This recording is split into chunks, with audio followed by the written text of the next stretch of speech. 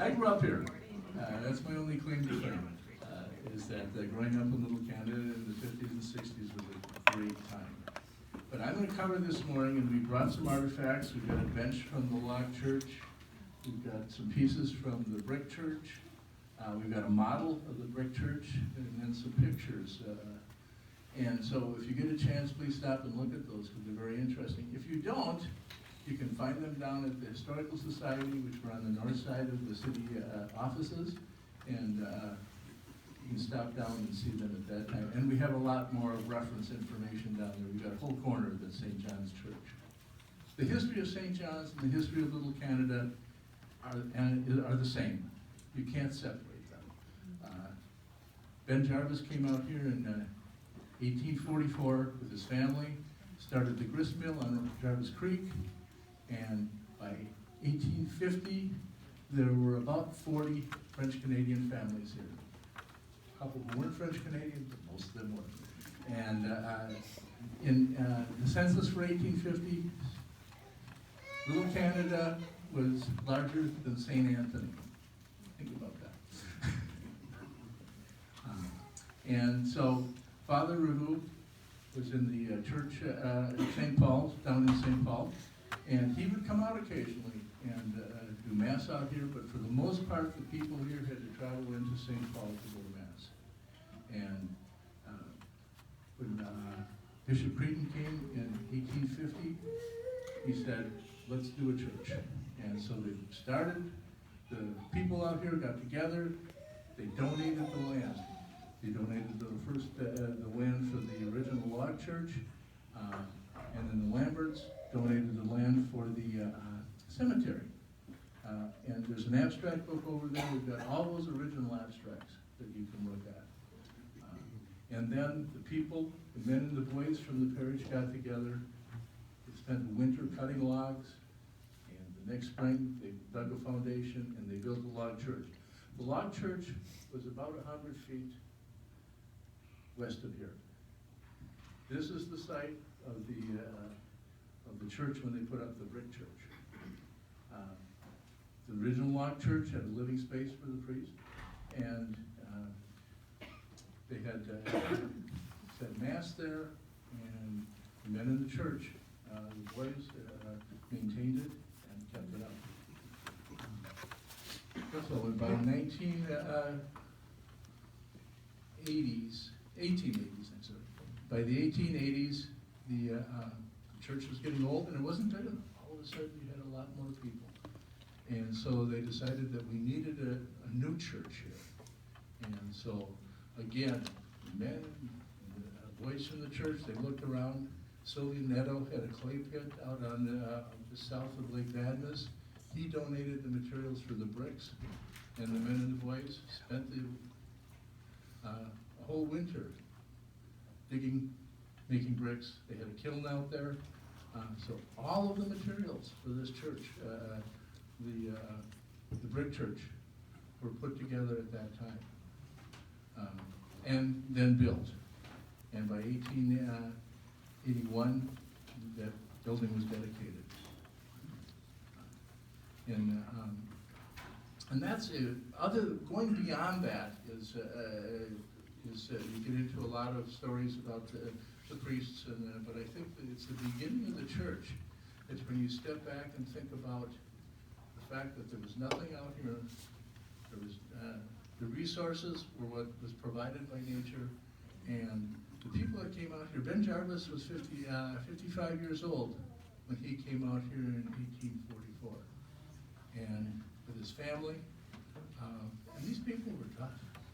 And I think they're representative of all the settlers that came to Minnesota, that came to the West and settled. The first thing they did, if you had 2 or 3 families, the first thing they talked about was putting up a church.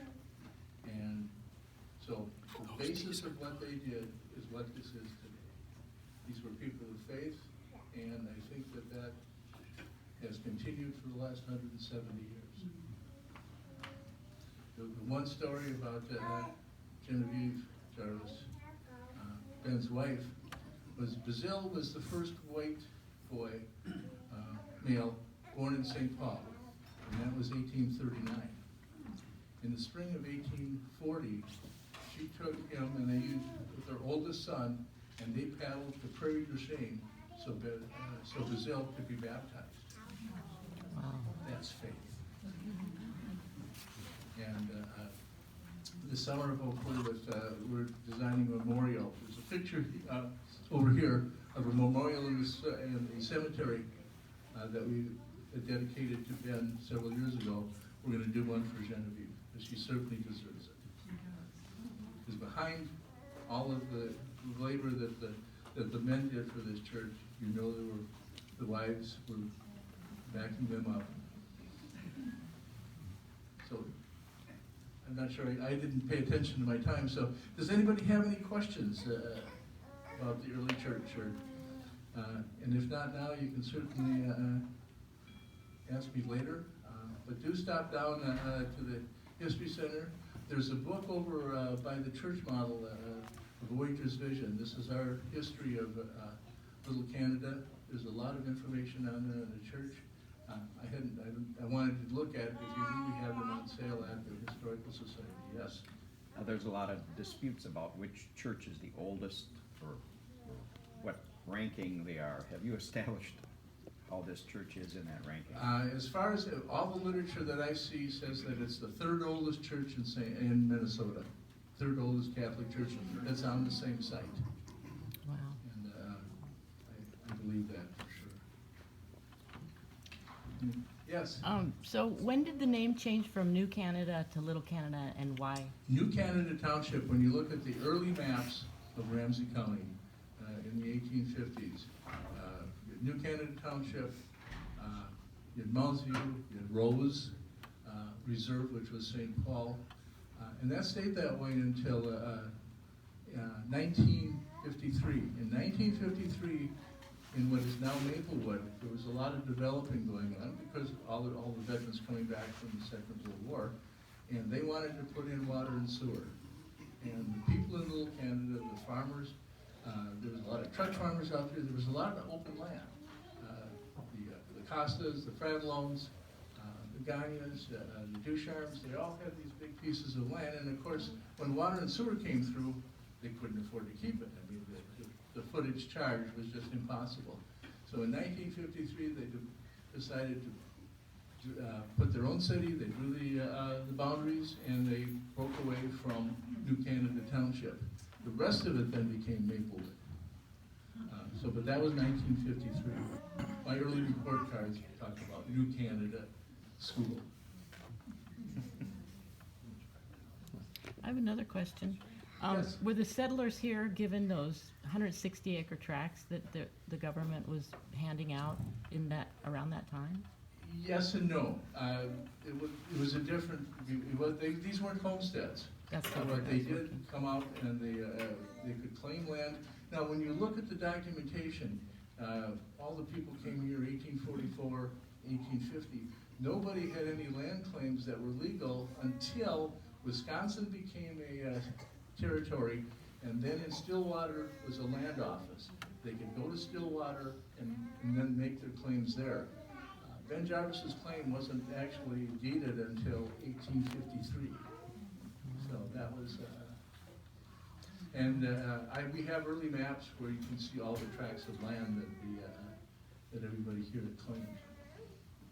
Our sister-in-law is a Jarvis, her maiden name, and I know a number of years ago they were trying to find, I think Ben Jarvis is her grandfather. They were trying to find his grave. Was it ever located? Oh, yes, Okay. yes, indeed, yeah, and it's marked. There's a picture of it here, but Okay. it's now, there's actually a headstone and there's a memorial for it. Okay, Yes. they don't live, they live out. Yes, no, we definitely have, we know where his grave is. If there's a mystery, it's about Genevieve. Genevieve was buried with Ben. She died about 10 years after he did. When you look at the church records, you can see where she died, but there's no record of her actually being buried. We know that she was, but records are records.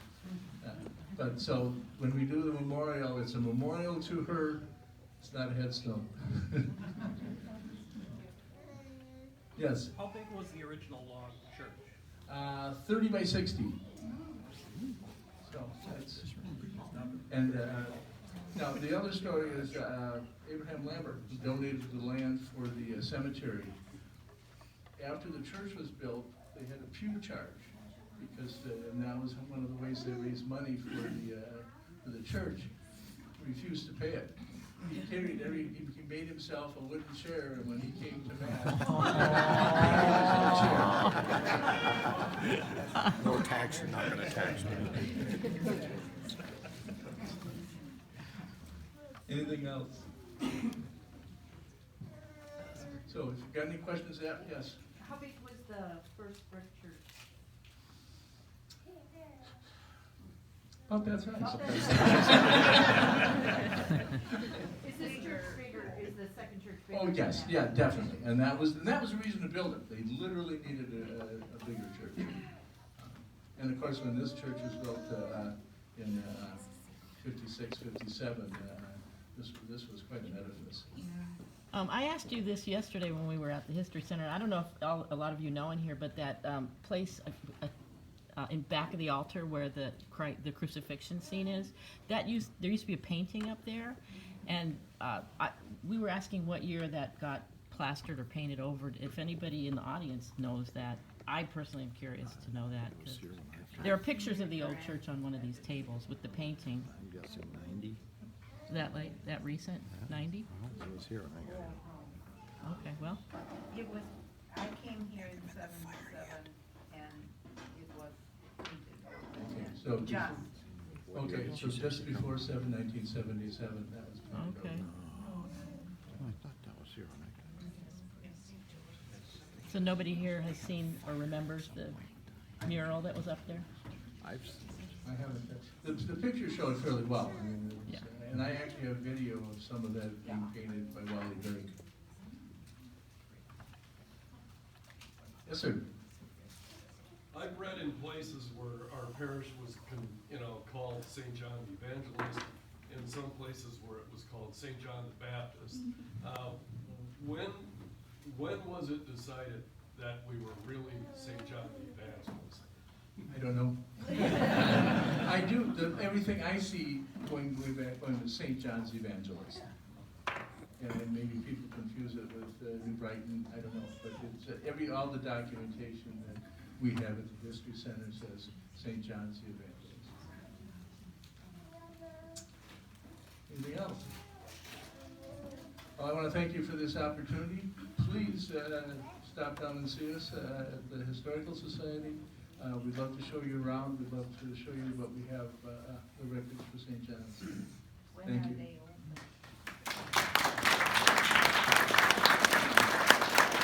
I heard a question of what are the hours of the Historical Society?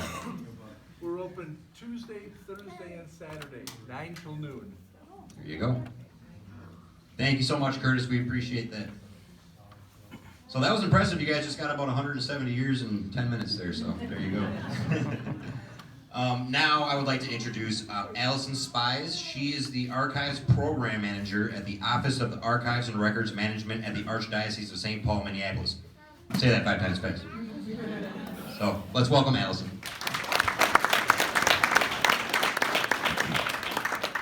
Thank you very much. It is Spies, but I know that's hard in a French parish, those German names. I'm very excited to be here today. I'm the archivist for the Archdiocese, so I'm frequently just in the basement at the central offices. It's not often that I get to get out to the parishes, so this is a wonderful opportunity. I'm really pleased to see so many people here today. I think one of the greatest perks of being an archivist is that you learn these amazing stories from history. And I'm here today to tell one story. Of course, Curtis tried to fit 170 years into 15 minutes, and I'm only working with a few days, but it's still a struggle to get it down to 15, but I'll do my best. This is one of the most beloved tales of Archdiocese history, and it's the saga of Father Joseph Guaffon, who was a pastor here at St. John's in Little Canada. Some of you may have heard this story before. There are many versions of it, even first-hand accounts vary. So it's become kind of a tall tale. I'm going to do my best to stick to the facts as we know them, but we'll do our best here. So this story takes place around 1860, and I think it's easy for us to forget how different life was in the early decades of the Archdiocese. Most of the priests serving here were born and educated in France, and so they were pretty unprepared for the conditions of the western frontier.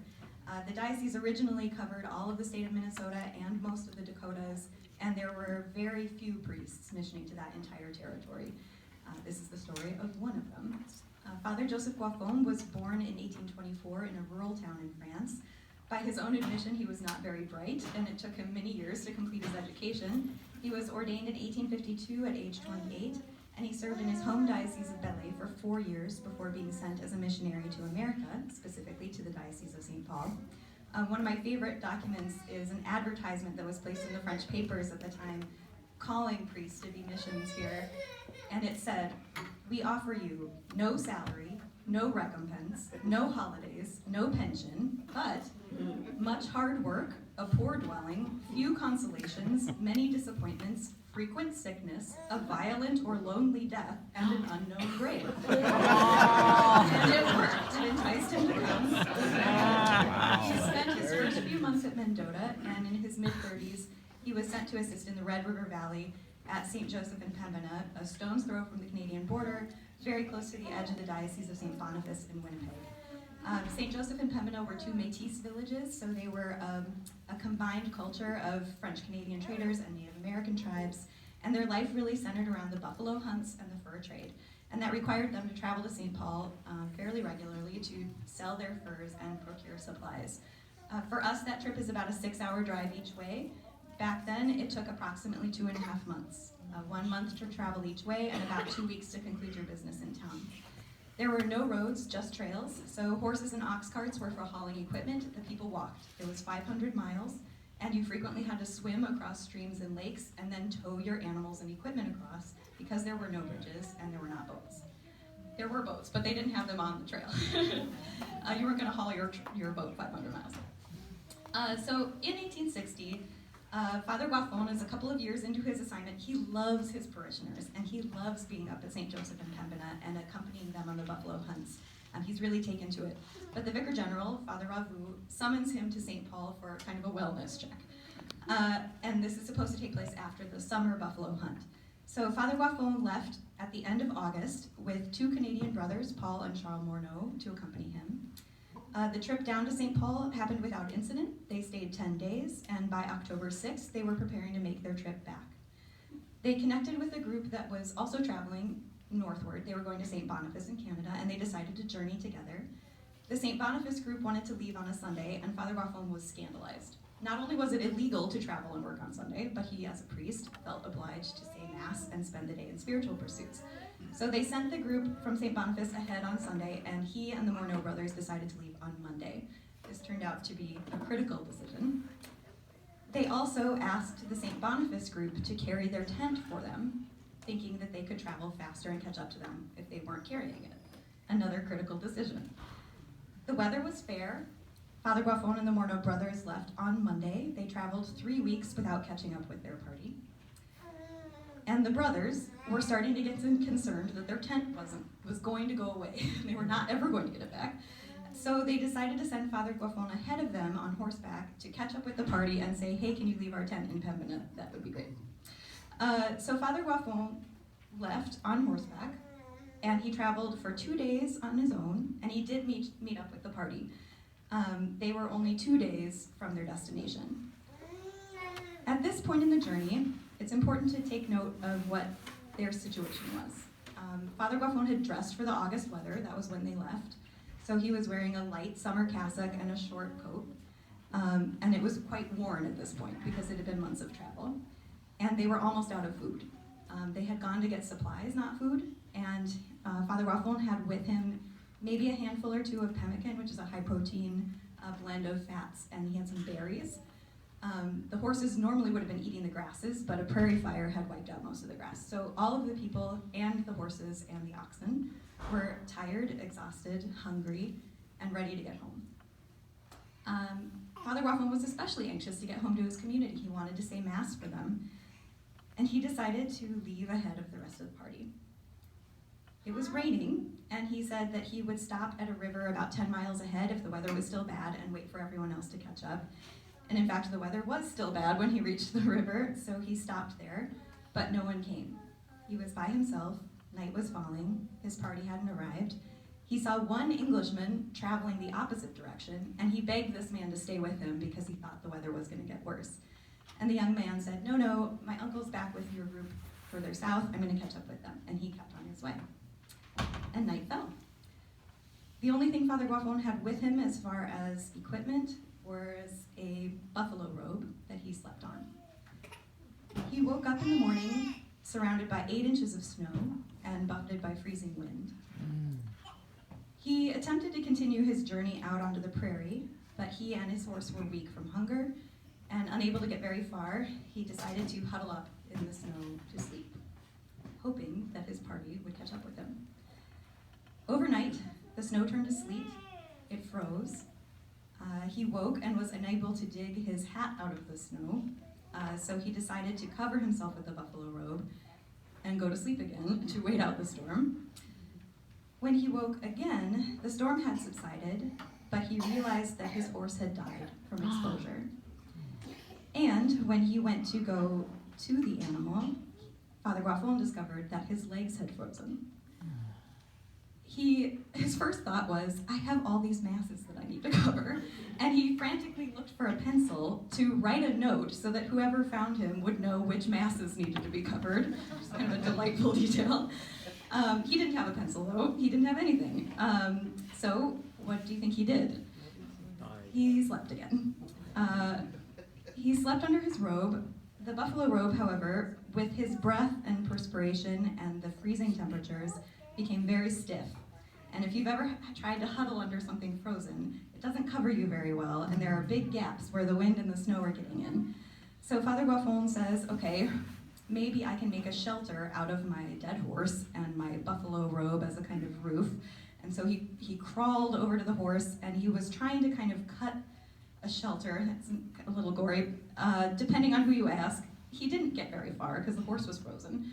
But he did find one portion that was somewhat soft, and he ate about 2 pounds of his horse, so he could at least not die of hunger. And he just fell asleep again. The next day, he thought he saw a man or maybe a child in the distance, but they appeared to be walking away from him, and he was very confused, and he realized his eyesight was failing him.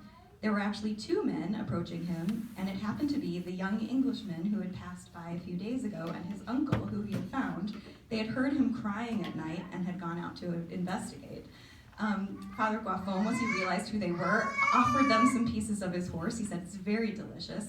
They thought he was delusional and offered him some coffee, and then they decided to take him with them. They traveled another 2 days, and they finally arrived at Pembina, where Father Guafon's legs began to thaw. It was several days before he felt anything, but once he did, it was excruciating because his feet were rotting. They stayed in Pembina for 2 weeks, but there was no doctor, so they borrowed a dog sled to travel to St. Boniface, where the nearest doctor was, 70 miles away. They arrived there in late November at the bishop's residence, which was connected to the Cathedral of St. Boniface. It was obvious that they needed to amputate.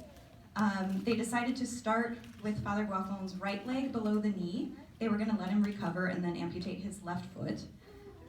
So they did the first amputation. 10 days later, Father Guafon's artery burst and he was bleeding to death.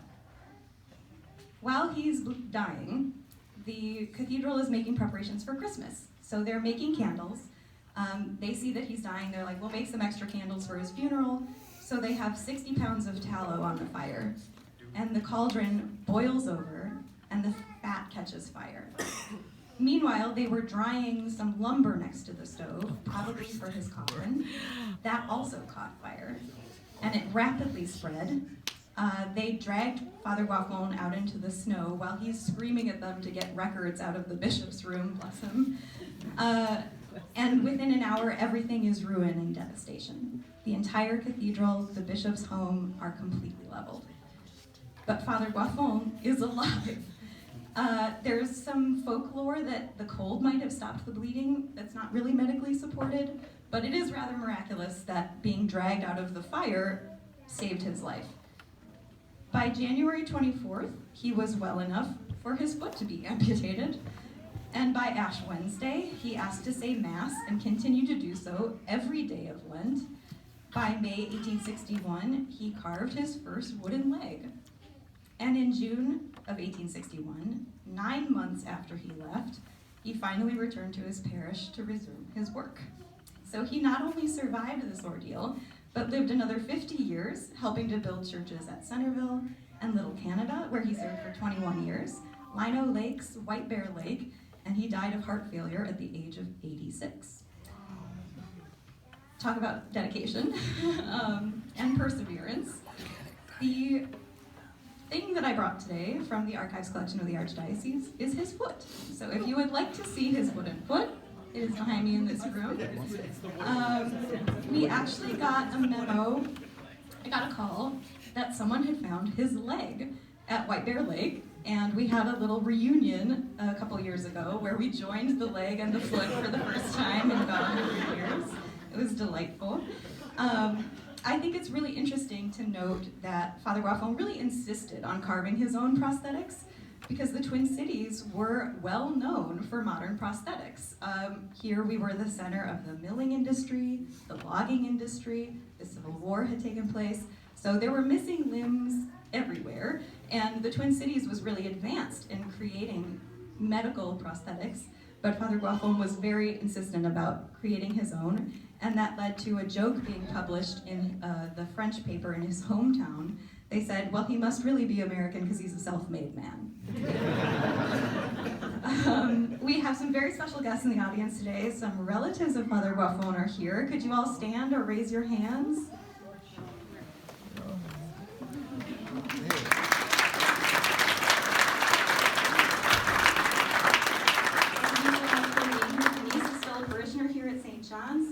Dwayne Thine wrote a beautiful book editing one of Father Guafon's autobiographies. It's his own words plus a lot of really wonderful supplemental material. So I believe copies are here available for purchase if you guys would like to read the full story. I am so happy I got to tell this story. I'm happy to answer any questions if you have any. Otherwise, this is just such a joy to see the continuation of that spirit continuing on here at Little Canada. Thank you very much.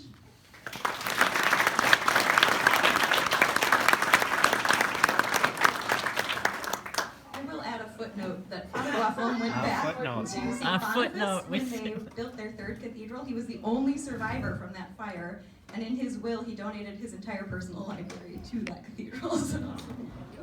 What an amazing story. Thank you so much, Elsie.